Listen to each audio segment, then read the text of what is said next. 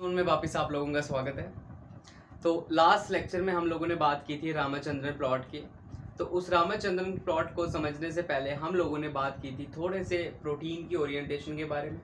Protein की orientation के बाद हम लोग बेसिकली शिफ्ट हुए थे रामचंद्रन के कुछ बेसिक कॉन्सेप्ट्स पे। जिसने अभी तक वो लास्ट लेक्चर नहीं देखा है तो आप लोग देखिए। सबसे पहले मैं आपको थोड़ा सा, जो बच्चा ये नया वीडियो देख रहा है तो उसको बता देता हूँ मैं कि हमने लास्ट लेक्चर में रामचंद्रन के बारे में जाना था कि वो क्या उसका फंक्शन है, कैसे हम उससे प्रिडिक्शन करते हैं, और थोड़ा सा हमने कॉन्सेप्ट जाना था डाइहेड्रल एंगल्स का। और मैंने ये भी बताया था कि ओरिएंटेशन के बेसिस पे कैसे प्रोटीन डिफरेंट तरीके के बनते हैं। तो जब हम लोग प्रोटीन को बेसिकली पढ़ेंगे, प्रोटीन के स्ट्रक्चर्स को पढ़ेंगे, तो उनको मैं थोड़ा सा और डिटेल में बताने की कोशिश करूँगा। तो आज हमारा ये सेकेंड पार्ट है, तो बिना ज़्यादा टाइम वेस्ट किए चलिए हम लोग स्टार्ट करते हैं। तो सबसे पहले जो हम लोगों ने कल कॉन्सेप्ट किया था, उसमें सबसे पहले अगर आपको याद हो, हमने पढ़ा था डाइहेड्रल एंगल्स के बारे में। मैं थोड़ा सा बता देता हूँ डाइहेड्रल एंगल्स। और वो डाइहेड्रल एंगल्स कौन कौन से थे हमारे? फाई था, साई था, और कौन सा था? काई था, और ओमेगा था। ये तो आपको याद होगा, ये पेप्टाइड बॉन्ड वाला था, ठीक है। और ये तो आपको याद होगा, ये एन और सी अल्फा वाला था। ये कौन सा था? ये सी और ये कौन सा था? सी और ये आर, सॉरी, सी और सी अल्फा वाला था, सी डबल बॉन्ड और सी अल्फा वाला। और ये था हमारा सी और सी आर वाला, ठीक है। अब मैं एक चीज़ बताता हूँ आप लोगों को। अब हमने ये डाइहेड्रल एंगल्स किस किस के बीच में होते हैं लास्ट लेक्चर में हमने देखा, और हमने डाइहेड्रल के थोड़ा बेसिक जाना था। फिर सुन लीजिए आप लोग, डाइहेड्रल एंगल के ही बेसिस पे हम लोग बेसिकली रामचंद्रन प्लॉट को यूज़ करते हुए सेकेंडरी स्ट्रक्चर को प्रेडिक्ट करते हैं, ठीक है। तो सबसे पहले एक बात मैं आप लोगों को बता देता हूँ। बात क्या है कि ये जो फाई एंगल है, साई एंगल है, और ये जो हमारा ओमेगा एंगल है, ये तीनों angle secondary structure of protein को प्रिडिक्ट करने में हेल्प करते हैं। ये तीनों angle secondary structure of protein को प्रिडिक्ट करने में हेल्प करते हैं। मतलब भाई, ये जो हमारा काई एंगल है किस किस के बीच में? सी अल्फा और आर के बीच में।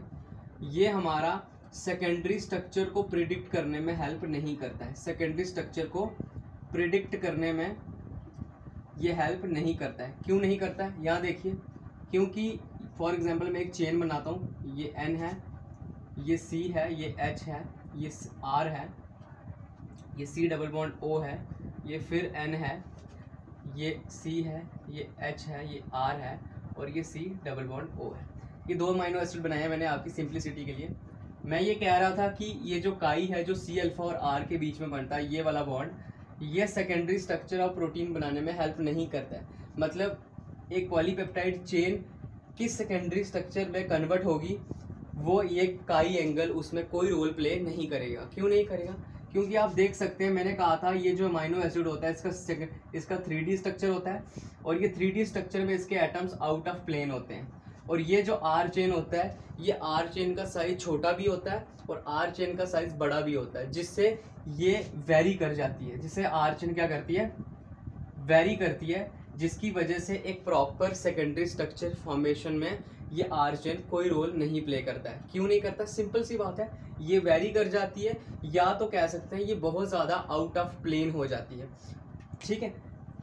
और दूसरी बात आप याद रखिएगा, आर चेन या तो छोटी हो सकती है, या तो बहुत ज़्यादा हो सकती है, या तो सिंपल लीनियर हो सकती है, या तो ब्रांच्ड हो सकती है। और ये आर चेन हैवी भी हो सकती है, हैवी ग्रुप का या स्मॉल ग्रुप का भी हो सकता है। वो amino acid to amino acid very कर सकता है। बस आपको ये चीज़ याद रखनी है कि ये जो काई एंगल है, ये सेकेंडरी स्ट्रक्चर ऑफ प्रोटीन को प्रिडिक्ट करने में कोई रोल प्ले नहीं करता है। लेकिन ये तीनों एंगल है, ये बहुत बड़ा रोल प्ले करते हैं। आई होप ये सिंपल सी चीज़ है। तो देखिए, तो दूसरी बात आप लोग देखिए, मैंने आप लोगों को कल बताया था कि ये जो ग्लाइसिन होता है, अगर ग्लाइसिन का स्ट्रक्चर देखें तो वो कुछ इस प्रकार का है।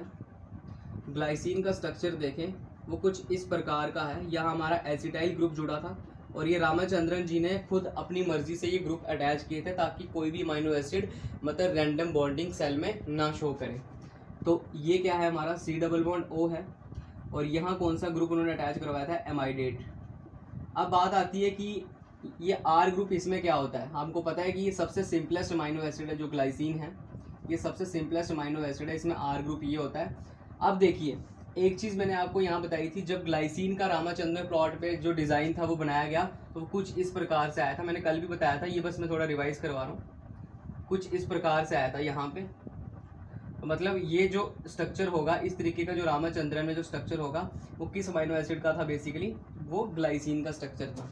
ठीक है, तो इसी प्रकार से एक चीज़ आपको यहाँ से याद रखनी है। वो क्या याद रखनी है, देखिए आपको याद रखना है कि आर चेन, जो आर ग्रुप है या आर चेन है, वो जितना ज़्यादा बड़ा होगा या जितना ज़्यादा ब्रांच्ड होगा, किसी अमाइनो एसिड पे कोई आर चेन, ये वाला आर चेन, ये वाला अगर कोई कितना ज़्यादा बड़ा होगा या जितना ज़्यादा ब्रांच होगा, उसकी वजह से जो ओरिएंटेशन है वो क्या हो जाएगी, कम हो जाएगी।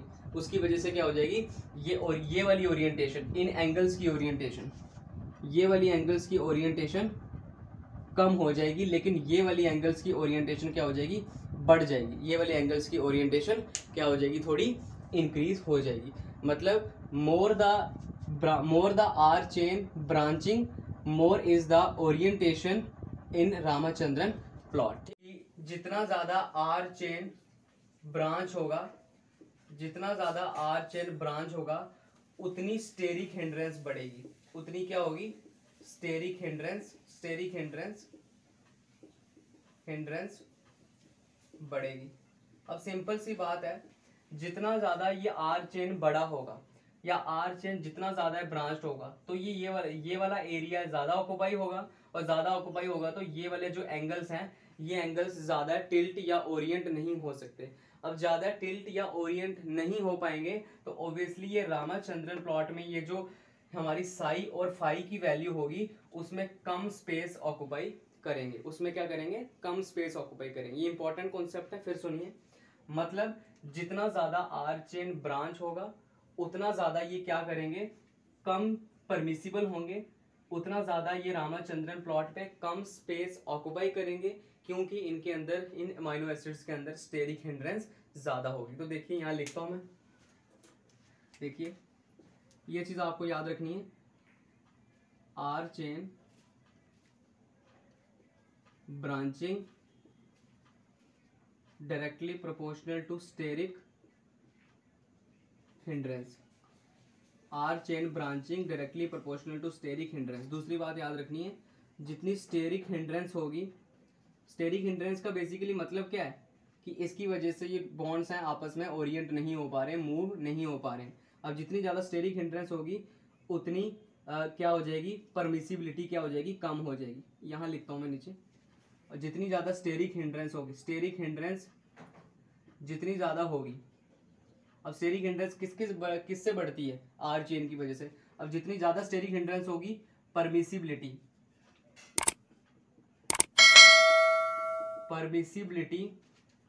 On Ramachandran plot, permissibility on Ramachandran plot decreases. मतलब स्टेरिक हिंड्रेंस इस पे जितना ज्यादा बड़ा आर चेन लगा होगा, स्टेरिक हिंड्रेंस उतनी ज्यादा होगी, उतने ही इसके जो साई और फाई के एंगल है छोटे होंगे, कम होंगे, और उतना ही छोटा यहाँ पे ये एरिया को क्या करेंगे, ऑक्युपाई करेंगे। ये बहुत इंपॉर्टेंट चीज है, इससे डायरेक्ट क्वेश्चन पूछे जाते हैं। ठीक है, ये दोनों पॉइंट आपको याद रखने हैं कि जितनी ज्यादा आर चेन ब्रांचिंग में होगी उतनी ज्यादा स्टेरिक हिंड्रेंस होगी, और जितनी ज्यादा स्टेरिक हिंड्रेंस होगी उतने ये बॉन्ड कम ओरिएंट कर पाएंगे, कम मूव कर पाएंगे, जिसकी वजह से यहाँ पे जो वैल्यू ऑक्युपाई हो रही है रामाचंद्रन प्लॉट पे वो उतनी ही कम होगी। तो अब मैं इस पे, ये कुछ पॉइंट है ये आपको याद रखने हैं। अब एक कुछ और इंपॉर्टेंट पॉइंट है वो आपको याद रखने हैं, जो कि एडवांस लेवल के क्वेश्चन आपको सॉल्व करने में हेल्प करेंगे। तो देखो, तो अब देखो मैं एक पॉइंट बताता हूँ आपको ये चीज़ बिल्कुल जहन में रखनी है। ये नोट में भी लिखवाता हूँ, कुछ इंपॉर्टेंट पॉइंट्स है, बहुत ही इंपॉर्टेंट पॉइंट्स हैं। तो अकॉर्डिंग टू रामाचंद्रन प्लॉट, अब रामाचंद्रन प्लॉट के अकॉर्डिंग क्या था, रामाचंद्रन प्लॉट के according more the R chain is bigger और ब्रांच्ड, उन्होंने ये कंक्लूजन में दिया था जब उन्होंने स्टडी किया डिफरेंट अमाइनो एसिड्स का, तो उन्होंने ये कंक्लूजन निकाली थी, more the R chain is bigger और branched, more is the steric hindrance, more is the steric hindrance. ये चीज आपको याद रखनी है। दूसरी चीज याद रखनी है, more is the steric hindrance, ये पीछे भी बता चुका हूं, बस लिख रहा हूं आपको फॉर्मेलिटी के लिए, आपको याद हो जाए। More is the steric hindrance, जितनी ज्यादा स्टेरिक हिंड्रेंस होगी उतने कम बॉन्ड क्या हो सकते हैं, ओरिएंट हो सकते हैं। अब जितने कम बॉन्ड क्या हो सकते हैं, ओरिएंट हो सकते हैं, तो उतना ही कम क्या होगा, साई और फाई की वैल्यू होगी। अब जितनी कम साई और फाई की वैल्यू होगी उतनी ही कम क्या होगी, परमिसिबिलिटी होगी, उतनी ही कम क्या होगी, परमिसिबिलिटी होगी। ये चीज आपको याद रखनी है। तो तीसरा पॉइंट आपको याद रखना है जो बहुत इंपॉर्टेंट है, तो रामाचंद्रन जी ने जब डिफरेंट अमाइनो एसिड के स्ट्रक्चर्स को स्टडी किया, तो उन्होंने एक चीज नोटिस की। क्या नोटिस की उन्होंने, ये चीज पॉइंट बहुत इंपॉर्टेंट है, याद रखना है कि जो ग्लाइसिन है, ग्लाइसिन की परमिसिबिलिटी सबसे ज्यादा होती है, उससे कम होती है लीनियर वालों की, लीनियर अमाइनो एसिड्स की, उससे कम होती है ब्रांच वालों की, ब्रांच्ड अमाइनो एसिड की, और सबसे कम होती है प्रोलीन की। सबसे कम किसकी होती है, प्रोलीन की। ये चीज आपको दिमाग में रखनी है, बहुत इंपॉर्टेंट है। अब ग्लाइसिन की तो हमने देखी थी, ग्लाइसिन का परमिसिबिलिटी अगर मैं देखूं इसमें, तो वो कुछ इस तरीके से आ रही थी, मैं 2-3 बार बता चुका हूं पहले भी, इस तरीके से आ रही थी, ठीक है। और लीनियर की अलग अलग हो सकती है, लीनियर की क्या हो सकती है, अलग अलग। फॉर एग्जांपल मैंने आपको लीनियर में एलेनिन बताया था, अगर आपको याद होगा, लास्ट लेक्चर आप देख लीजिएगा, एल एलेनिन बताया था मैंने आपको, और एल एलेनिन की कुछ इस तरीके से आ रही थी, एल एलेनिन की कुछ इस तरीके से आ रही थी, अगर आपको याद आ रहा होगा तो कुछ इस तरीके से थी। मतलब देखो यहाँ परमिसिबिलिटी कितनी ज्यादा है, परमिसिबिलिटी ज्यादा है क्योंकि इनके साई और फाई के एंगल ज्यादा है। अब एंगल ज्यादा है क्योंकि बॉन्ड ओरिएंट हो पा रहे हैं। अब बॉन्ड ओरिएंट क्यों हो पा रहे हैं, क्योंकि इनकी स्टेरिक हिंड्रेंस कम है। स्टेरिक हिंड्रेंस क्यों कम है, क्योंकि इनमें आर चेन छोटा है, सिंपल। तो इस तरीके से ब्रांच अमाइनो एसिड, कुछ एग्जाम्पल्स याद रख लीजिए आप, जैसे कि ट्रिप्टोफेन, जैसे कि टायरोसिन, वैलिन एटसेट्रा, और भी बहुत होते हैं, अब ये बस याद रखिए। अब क्वेश्चन कैसे एग्जामिनर आपको घुमाएगा, क्वेश्चन ऐसे घुमाएगा, बोल देगा which of the following amino acids have highest permissibility on Ramachandran plot, और which of the following amino acid having lower permissibility on Ramachandran plot. तो आपको सबसे पहले ये चीज याद रखनी कि कौन सा लीनियर होगा, कौन सा ब्रांच होगा। तो लीनियर की ज्यादा होगी परमिसिबिलिटी और ब्रांच की कम होगी, और सबसे कम किसकी होती है, प्रोलीन की होती है। मैं आगे प्रोलीन का बताता हूँ आपको, ठीक है। तो ध्यान से देखिए आप।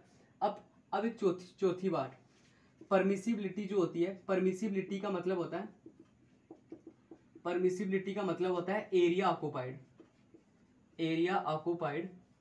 ऑन ग्राफ, ऑन प्लॉट जिसको हम बोलते हैं, एरिया ऑक्युपाइड ऑन प्लॉट। तो अगर इन चारों में देखें जो सबसे ज्यादा एरिया ऑक्युपाई करेगा वो कौन करेगा, ग्लाइसिन। फिर उससे कम कौन करेगा, लीनियर वाले। फिर उससे कम कौन करेगा, ब्रांच वाले। फिर उससे कम कौन करेगा, प्रोलीन। ये है एरिया ऑक्युपाइड, या जिसको मैं कहूंगा परमिसिबिलिटी, ठीक है। और अगर एक और चीज की बात करें, अगर इससे उल्टा चले, एरिया ऑक्युपाइड तो पता लग गया, और अगर बात करें किसके बारे में, परमिसिबिलिटी पता लग गया, एरिया ऑक्युपाइड पता लग गया, तो इस तरीके से हम लोग बात कर सकते हैं। मतलब जितना ज्यादा एरिया ऑक्युपाई करेगा वो इतना ज्यादा परमिसिबल होगा रामाचंद्रन प्लॉट पे। और एक चीज आपको और बता देता हूँ मैं, एलेनिन होता है, जो एल एलेनिन अमाइनो एसिड होता है, उसकी जो फाई की एंगल की वैल्यू होती है वो होती है -75 डिग्री, और जो साई की वैल्यू होती है वो होती है -47 डिग्री। अब देखिए एक और चीज आप याद रखना यहाँ पे, कि जब बहुत सारे एल एलेनिन, जब बहुत सारे एल एलेनिन के मॉलिक्यूल्स या अमाइनो एसिड पेप्टाइड बॉन्ड से जुड़ते हैं, तो उस वक्त जो सेकेंडरी स्ट्रक्चर बनता है, ये बहुत इंपॉर्टेंट है, ध्यान रखिए। जब बहुत सारे एल एलेनिन सेकेंडरी स्ट्रक्चर बनाते हैं, वो जो सेकेंडरी स्ट्रक्चर बनाते हैं उसे कहते हैं हम राइट हैंडेड अल्फा हेलिक्स। आपने सुन रखा होगा, alpha helix type of secondary structure होते हैं। बेसिकली इसी को हम लोग राइट हैंडेड अल्फा हेलिक्स कहते हैं, जब बहुत सारे एल एलेनिन क्या करते हैं, आपस में जुड़ते हैं।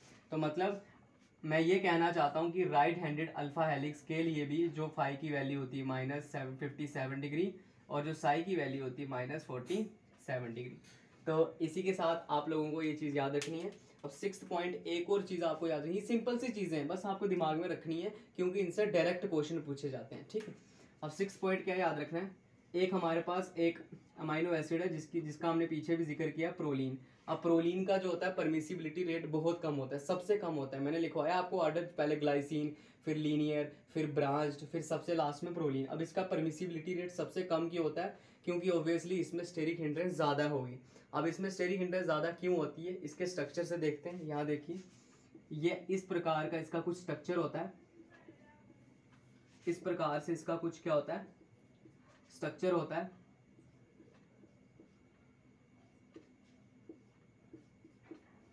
इस प्रकार से क्या होता है, इसका कुछ स्ट्रक्चर होता है।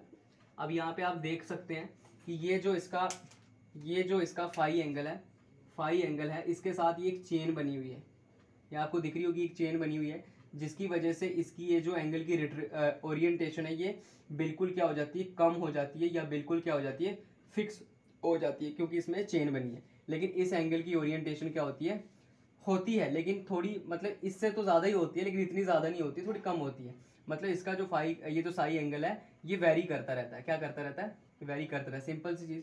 तो इससे हमें ये पता लगा। अब देखिए, प्रोलीन के केस में अगर मैं देखूं, ये जो आर चेन है ये रिंग के फॉर्म में यहाँ पे जुड़ी है, तो मतलब ये नीचे तो जा नहीं सकता क्योंकि हैवी ग्रुप जुड़ा है। तो इसका ओरिएंटेशन कहाँ हो सकता है, सिर्फ ऊपर की तरफ हो सकता है। इसका ओरिएंटेशन कहाँ हो सकता है, सिर्फ ऊपर की तरफ हो सकता है। अब ये जो देखो, अब इसका ये जो फाई की वैल्यू है ये होती है यहाँ पे +65 डिग्री। और ये +65 डिग्री कब होती है, +65 डिग्री तब होती है जब क्या होता है, जब ये क्या करता है, क्लॉकवाइज डायरेक्शन में मूवमेंट करता है। ये थोड़ी सी क्या करता है, ये क्लॉकवाइज, मतलब ये बॉन्ड ऊपर की तरफ ओरिएंट होगा, क्लॉकवाइज मूवमेंट शो करेगा। तो ये फाई की वैल्यू जो फिक्स रामाचंद्रन जी ने सॉल्व की थी वो थी +65 डिग्री। लेकिन यही फाई की वैल्यू क्या हो जाती है, -65 डिग्री, जब ये क्या करता है, एंटी क्लॉकवाइज ओरिएंटेशन करता है, एंटी क्लॉकवाइज। अब आप पूछोगे कि एंटी क्लॉकवाइज कैसे करेगा, ये कर सकता है लेकिन थोड़ी बहुत एंटी क्लॉकवाइज डायरेक्शन शो करता है नीचे की तरफ, ठीक है। तो उस वक्त इसकी एंगल क्या हो जाएगा, -65। और लास्ट लेक्चर में मैंने आपको बताया भी था, जब भी कोई अमाइनो एसिड अपनी ओरिएंटेशन या अपनी कॉन्फ़िगरेशन चेंज करता है तो उस वक्त उनकी एंगल्स की वैल्यू के जो साइन होते हैं वो बिल्कुल उल्टे हो जाते हैं। अगर पॉजिटिव है तो पॉजिटिव का नेगेटिव हो जाएगा, और अगर नेगेटिव है तो नेगेटिव का क्या हो जाएगा, पॉजिटिव हो जाएगा। आई होप ये सिंपल सी चीज़ है, ये आपको लगी होगी। अब ध्यान से सुनिएगा, ये बेसिकली कुछ फंडा है जिससे आपको बहुत मदद मिलने वाली है। अब यहाँ से ध्यान से देखिए। अब हम लोग देखते हैं कि रामाचंद्रन जी ने ऐसा क्या किया था कि वो किस तरीके से, वो किस फॉर्मूले के बेसिस पे या किस एजम्पशन के बेसिस पे जो था वो सेकेंडरी स्ट्रक्चर को प्रिडिक्ट कर पा रहे थे। हमने यहाँ तक तो जाना कि रामाचंद्रन जी सेकेंडरी स्ट्रक्चर को प्रिडिक्ट करते थे डाइहेड्रल एंगल्स के बेसिस पे, और कुछ डाइहेड्रल एंगल्स कुछ अमाइनो एसिड के हमने देखे भी, और कैसे उनसे सेकेंडरी स्ट्रक्चर बनते हैं हमने वो भी देखे, जैसे right handed alpha helix alanine का बनता है, ठीक है। तो अब हम लोग जानेंगे कि बेसिकली इसके पीछे का कारण क्या था, कि वो किस प्रकार से, किस एजम्पशन को लेते हुए क्या करते थे, सेकेंडरी स्ट्रक्चर्स को प्रिडिक्ट करते थे। तो यहाँ देखिए, अब हमारा जो टॉपिक है वो रहेगा prediction of secondary structures, prediction of secondary structure bye Ramachandran plot. अब उन्होंने क्या किया था, मैं आपको बिल्कुल डिटेल में नहीं लेके जाऊंगा क्योंकि इन्होंने क्रिस्टलोग्राफी टेक्निक भी इस्तेमाल की थी, मैंने बताया आपको। बस आपको मैं एक ओवरव्यू दे देता हूँ, ना ही किसी पेपर में पूछा जाएगा कि वो कैसे प्रिडिक्ट करते थे। आपको बस साई और फाई की एंगल की वैल्यू को ध्यान में रखते हुए पूछा जाता है पेपर में, ठीक है। आपको बस इतना याद रखना है कि मैं एजम्पशन के बेसिस बता देता हूँ उन्होंने कैसे प्रिडिक्ट किया हो। उन्होंने क्या किया, सबसे पहले उन्होंने एक टेबल बनाया, उन्होंने देखा कि फॉर एग्जाम्पल कोई एक पॉलीपेप्टाइड चेन है जिसमें एक अमाइनो एसिड,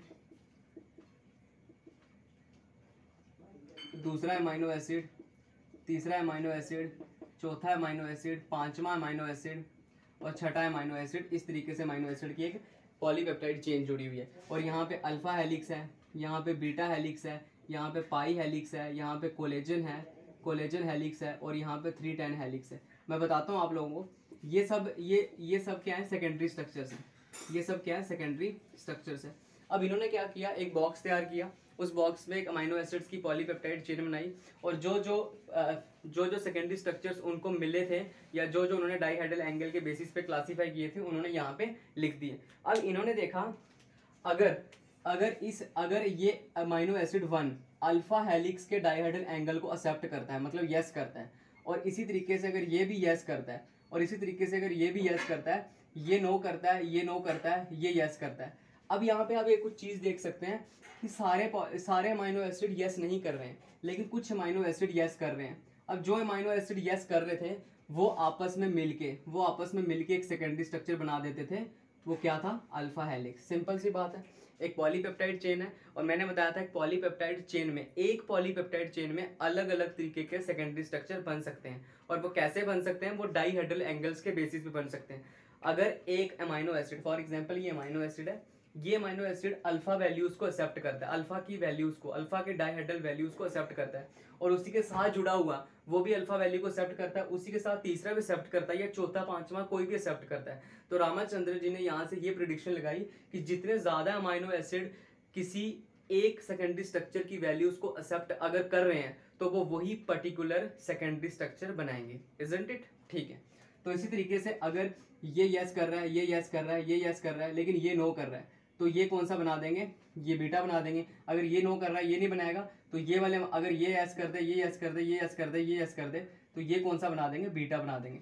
मतलब जरूरी नहीं है कि फॉर एग्जाम्पल 2 अमाइनो एसिड ने यस कर दिया तो वो इतना छोटा स्ट्रक्चर, सेकेंडरी स्ट्रक्चर स्टेबल नहीं होगा। तो कम से कम 3 या 4 या 5 या 6 मिनिमम 5 अमाइनो एसिड को यस करना पड़ेगा। अगर मिनिमम 5 अमाइनो एसिड यस करेंगे तो एक सेकेंडरी स्ट्रक्चर बन सकता है। तो इस तरीके से उन्होंने प्रिडिक्शन की, और प्रिडिक्शन करके उन्होंने सेकेंडरी स्ट्रक्चर को प्रिडिक्ट किया कि डाईहेड्रल एंगल्स के बेसिस पे इस तरीके से हम लोग देख सकते हैं।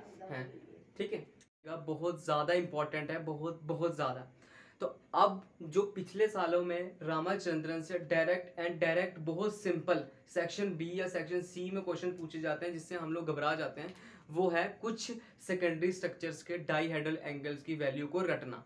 अब हमने देखा कि जितनी ज़्यादा किसी अमाइनो एसिड में स्टेरिक हिंड्रेंस हो रही है उतना कम उसका बॉन्ड ओरिएंट हो रहा है, और जितना कम उसका बॉन्ड ओरिएंट हो रहा है उतना उसका परमिसिबिलिटी रेट ऑन रामाचंद्रन प्लॉट कम हो रहा है। तो ये चीज़ आपको याद रखनी है। अब मैं कुछ अमाइनो एसिड सेकेंडरी स्ट्रक्चर्स की वैल्यूज लिखता हूँ डाईहेड्रल एंगल्स की, वो प्लीज़ आप लोग याद कर लीजिए, वो बहुत इंपॉर्टेंट है, डायरेक्ट पूछी जाती है। या उसकी एंगल्स की वैल्यू दी होगी और उसके साथ उसका रामाचंद्रन प्लॉट दिया होगा, तो आपको मैच करना है कि कौन सा किससे होगा।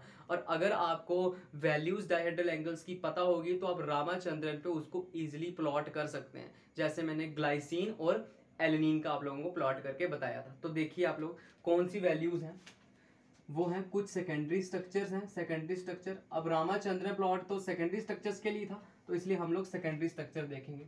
फाई वैल्यू, साई वैल्यू, ये प्लीज आप लोग याद रखना, वेरी वेरी इंपॉर्टेंट। सबसे पहला है राइट हैंडेड अल्फा हेलिक्स, जिसको हम लोग क्या कहते हैं, जो कि किससे बना होता है? एल एलेनिन का।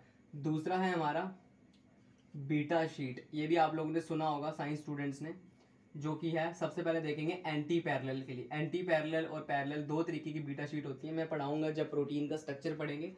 तो इस तरीके से दूसरी है बीटा शीट, और वो कौन सी है? हमारी पैरेलल। वो कौन सी होगी? हमारी पैरेलल।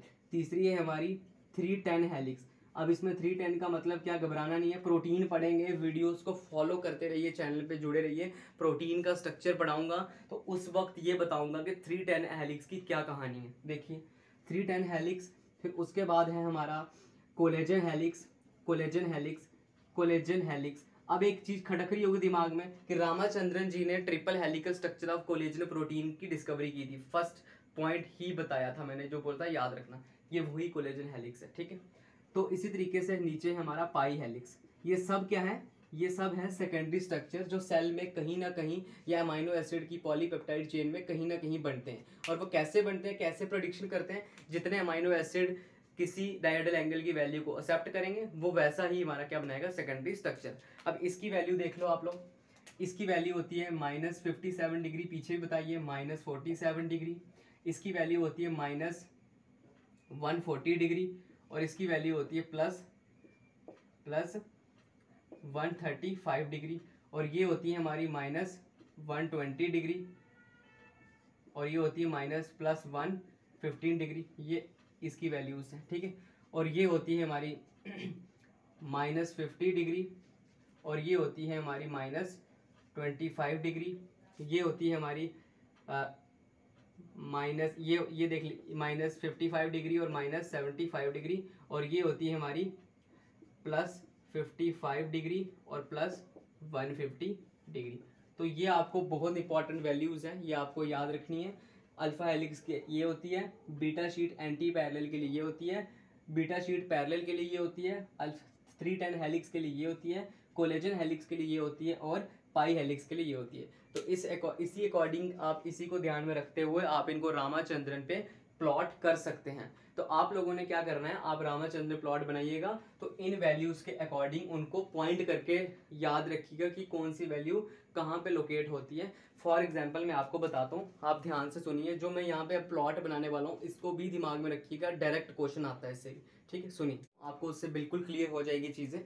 तो देखिए यहाँ पे, तो सबसे पहले इसको चेंज कर ली थी, शायद यहाँ पे माइनस है, हाँ। तो अब देखिए, अब जो मैं रामाचंद्रन प्लॉट को ड्रा करने वाला हूँ with respect to the secondary structure is very very important, क्योंकि डायरेक्ट क्वेश्चन आता है कि बताओ अल्फा हेलिक्स का जो स्ट्रक्चर है, सेकेंडरी स्ट्रक्चर रामाचंद्र प्लॉट के अकॉर्डिंग कौन से क्वाड्रेंट पे लाई करता है। ये एंगल पता होगे तो लाई करवाओगे ना। तो देखिए मैं लाई करवा देता हूँ, मैं सिंपल करवा दूंगा कि मैं आप बस दिमाग में रखो कि कौन सी वैल्यू कौन से क्वाड्रेंट में लाई करती है। ध्यान से देखो यहाँ पे, ठीक है।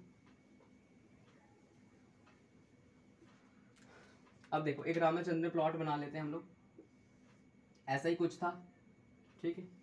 यहाँ पे थी 0 डिग्री साई, ठीक है, जो कि किसके बीच में थी, जो कि थी सी और सी अल्फा के बीच में, और यहाँ पे थी 0 डिग्री फाई, जो कि एन और सी अल्फा के बीच में थी। ये था -180 डिग्री, ये था +180 डिग्री, और ये था +180 डिग्री, और ये था -180 डिग्री। अब मैं अगर इसमें नंबर दे दूँ 1 2 3 4 5 6, अब ध्यान से देखिएगा।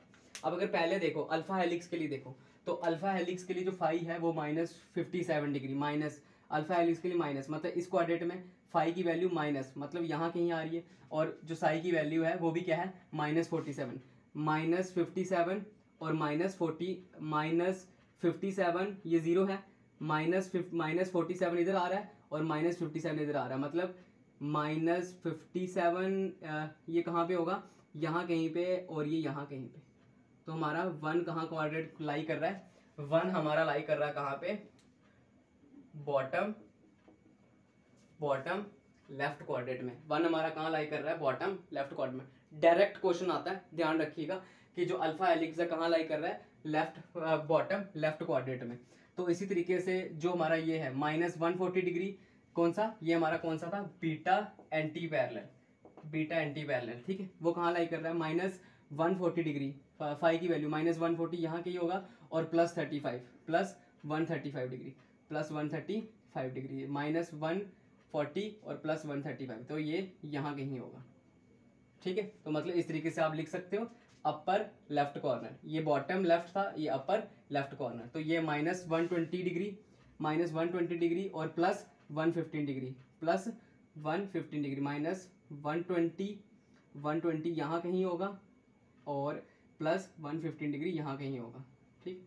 तो ये ऐसे होगा। अब चौथा देख लो, -50 और -25, -50 ढूंढो कहाँ पे, -50 यहाँ कहीं होगा, और -25 यहाँ कहीं होगा, तो फोर्थ यहाँ कहीं होगा हमारा, ठीक है। तो ये चीज़ आपको याद रखनी है, आप समझ पा रहे होंगे मैं कैसे प्लॉट कर रहा हूँ। तो इस तरीके से -55 और +150, -55 और +150, -55 और +150 यहाँ कहीं पे होगा फिफ्थ हमारा, तो ठीक है। इस तरीके से आपको प्लॉट करके दिए जाएंगे, तो आपको ध्यान में रखना है कि कौन सा सेकेंडरी स्ट्रक्चर किस क्वाड्रेंट में लाई कर रहा है, ठीक है।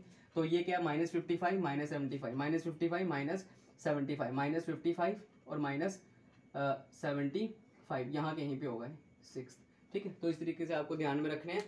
तो इस तरीके से आप लिख सकते हो कि ये कौन, जैसे ये 1 वाला बॉटम लेफ्ट में है, ये वाला 2 वाला कहाँ पे है, अपर लेफ्ट में है। इस तरीके से आप सभी का लिख सकते हो, सभी कोऑर्डिनेट का। आई होप ये सिंपल सी चीज़ है। आप प्लीज़ इस वीडियो को, अगर आपको नहीं समझ में आता है, आप वापस देखिए इस वीडियो को, आपको समझ में आएगा। और ये वाला जो टेबल है ये बहुत ज़्यादा इंपॉर्टेंट है, बहुत बहुत ज़्यादा इंपॉर्टेंट, क्योंकि इससे क्वेश्चन, डायरेक्ट क्वेश्चन पूछे जाते हैं। तो अब आप लोगों को इस वीडियो को रिवाइज करना है, ध्यान से देखना है, और अगर कोई भी कॉन्सेप्ट छूटता है आप प्लीज़ कमेंट बॉक्स में मुझे बताइए। तो अगले लेक्चर में हम उस क्वेश्चन को डिस्कस करेंगे। अब इससे क्वेश्चन बनता कैसे है, या तो वो क्वेश्चन बनेगा कि बताओ इनमें से किसका परमिसिबिलिटी रेट ज़्यादा है, जो मैंने सीक्वेंस बताया था ग्लाइसिन, लीनियर, ब्रांच, प्रोलीन से, उससे क्वेश्चन बन सकता है। या तो इसके डाइहेड्रल एंगल से क्वेश्चन बन सकता है 2, या तो तीसरा इसका क्वेश्चन बन सकता है कि कौन से कोऑर्डिनेट में कौन सा जो सेकेंडरी स्ट्रक्चर है वो लाई करता है। या तो क्वेश्चन रेयरली अगर बनेगा कि आपको एल एलेनिन का दिया होगा, आपको डी एलेनिन का पूछा होगा, या आपको डी एलेनिन का दिया, आपको एल का पूछा होगा, बस आपको साइन चेंज करने हैं, बाकी और कुछ भी चेंज नहीं करना है। होप ये वीडियो आपको पसंद आई होगी। तो ये हमारा full and fledge Ramachandran plot खत्म हो चुका है with respect to any competitive, higher competitive exam. तो इससे ऐसे ही क्वेश्चन पूछे जाते हैं। आप वीडियो को रिवाइज करिए और हमारे चैनल के साथ बने रहिए। तो प्लीज़ एंड प्लीज़ इनको फ्रेंड्स के साथ शेयर करिए और सब्सक्राइब करिए,